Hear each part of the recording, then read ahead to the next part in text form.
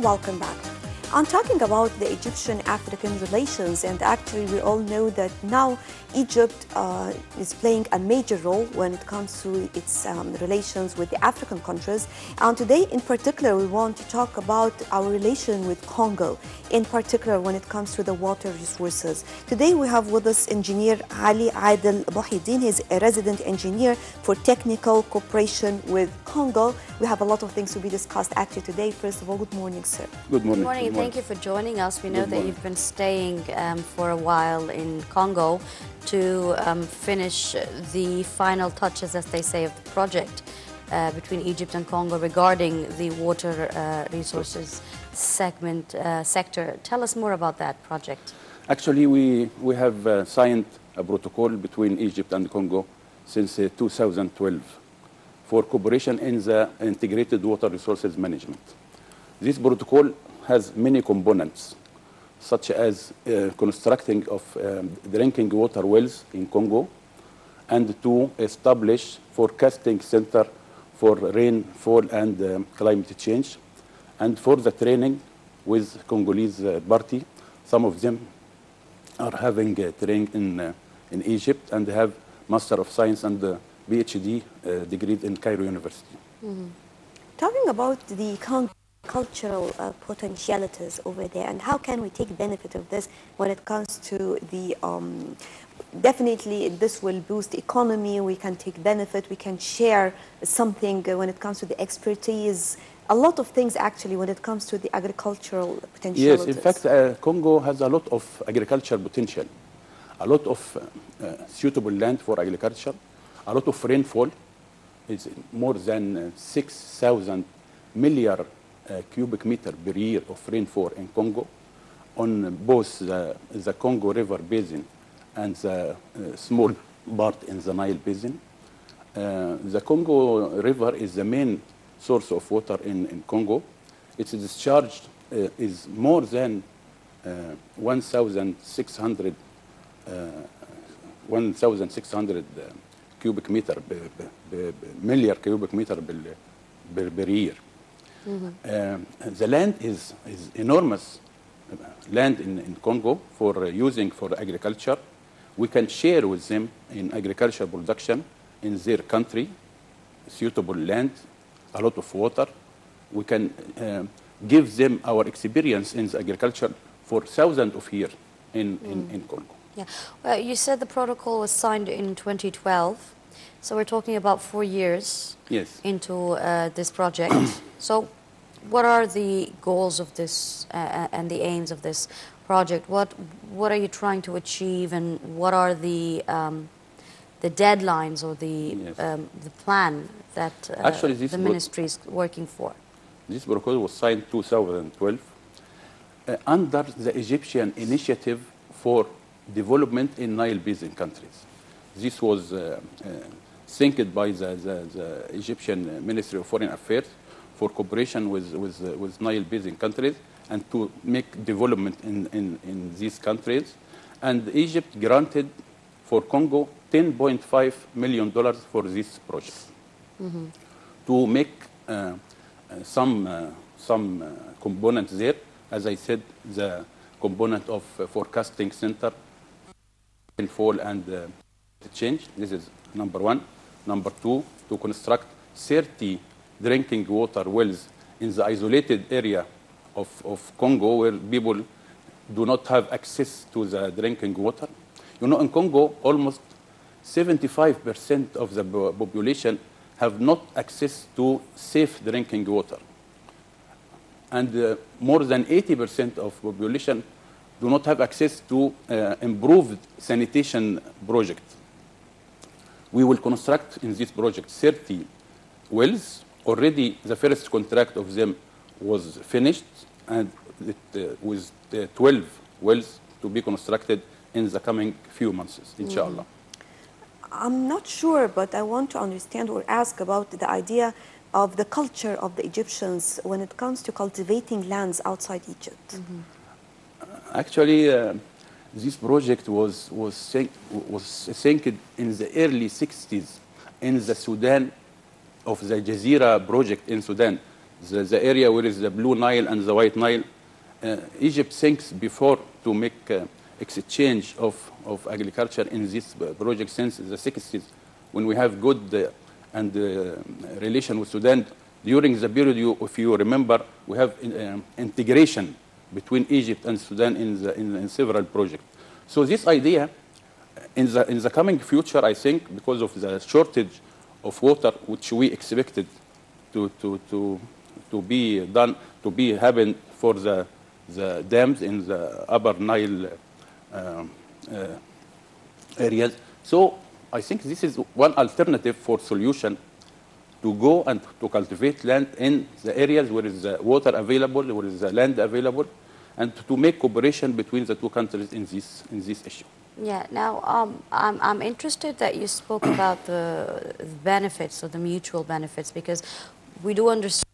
I mean, although Congo is very, I mean, it loses a lot or wastes a lot of millions of cubic meters of water annually, yet it still has its sanitation difficulties and does not have clean water for drinking, and that's where Egypt is coming in to help for that. And that's why I'm curious to ask, in return, what benefit would Egypt and Egyptians have from this kind of cooperation with Congo regarding water? Yeah, actually, we have a lot of political cooperation with Congo, not only in the sector of water resources, but in many other sectors. We have a very, very strong Egyptian embassy in Congo, headed by our ambassador Hani Salah. He's a very active person there.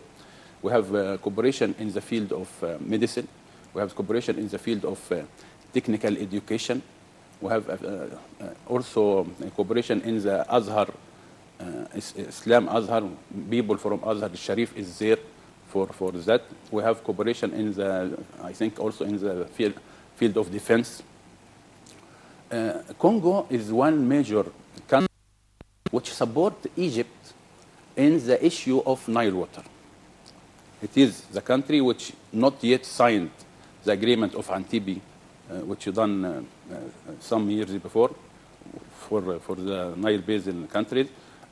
Congo is supporting Egypt in this issue in particular. What kind of challenges they are facing in Congo when it comes to water resources or agriculture in general?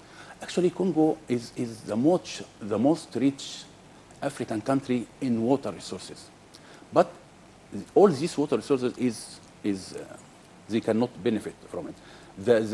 For the person per capita share of water in Congo is almost 20,000 cubic meter per year. That's a lot, but they have a lot of water, but they don't know what to do with it. But actually, each one is using, if you calculate how much they absorb this water and use, each capita or per capita usage of the water is only 7 cubic meters per year. For Egyptian, our share is now about 600 cubic meter per year, which is below the poor level. In Congo, they have, if you calculate the rainfall and calculate the water resources and calculate the population, which is now about 75 million or 80 million, per capita share of water is almost 20,000 cubic meter per year. Egypt has the experience in how to deal with this water. We have thousands of years of experience in irrigation and agriculture since the ancient Egyptian. We can share this benefit and share our experience with Congo to make a lot of communities in the urban areas of Congo for agriculture, for irrigation, for rain. We said to collect fall and to get benefit of that, to get benefit of the groundwater as a safe access for people for the drinking water. But you know, all these things need also money, and you need also energy, which is Congo has a lot of lack of energy, but they are now constructing the biggest dam in Africa, which is called Inga Dam on the Fleuve du Congo. So everybody's building dams now all over the Nile. This dam is the River Congo. It is not connected to the Nile. It goes to the west to to put the water in the Atlantic Ocean, not connected. So by this, they will take benefit of the water? No, they will take benefit of water in producing electricity. They have a lot of water. For Congo, connection to the Nile, only small river in the east of Congo, with the border with Rwanda, Burundi, and Uganda, called the Semiliki River. It goes to the Lake Albert and then goes to the White Nile. But are we again talking about cultivating lands? Did we start something like this in Congo? Or Yes. can we do, how can we take benefit? Yes, our project only has component for experimental farm to share ideas and to exchange experience in the field of agriculture, in the field of cultivation, in the field of livestock, in the field of drainage. We have one of the components of our project, which almost a lot of money was there. We have experimental farm.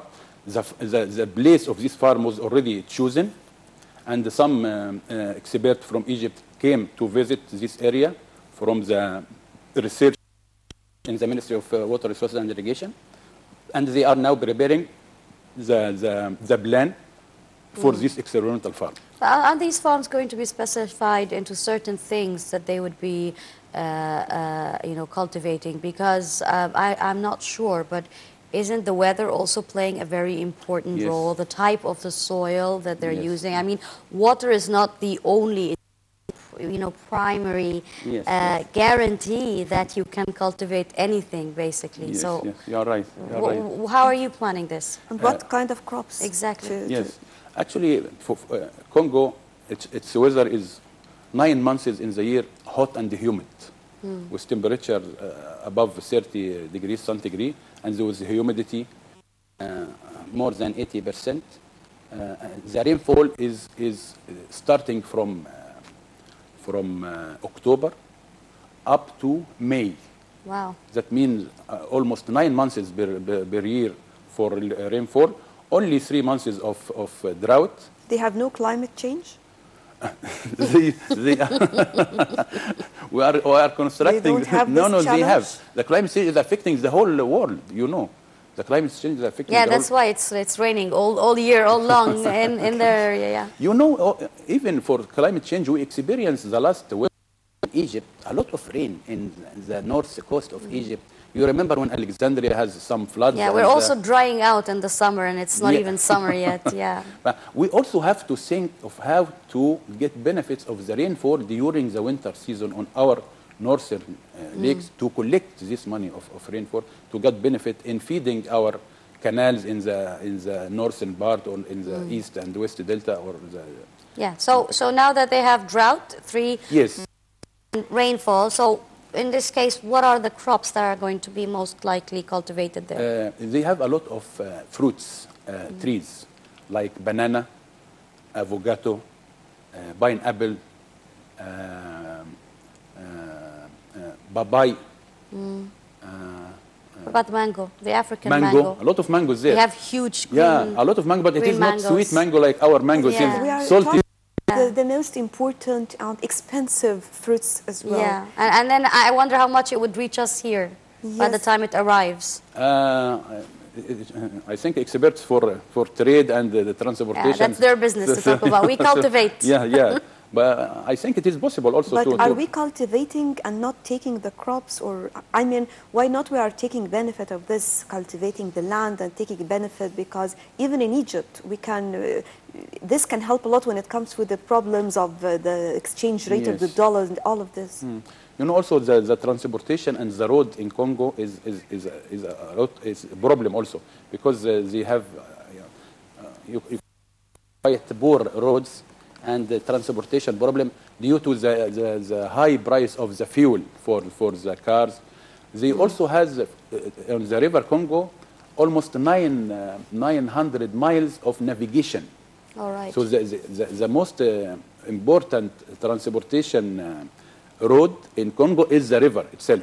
Is the river Congo and its tributaries which cover all Congo area. They have a lot of navigation through the Congo River. Right. Very interesting. At the end, the engineer Ali Adel Muhyiddin, resident engineer for technical cooperation with Congo. Thank you very much for joining us.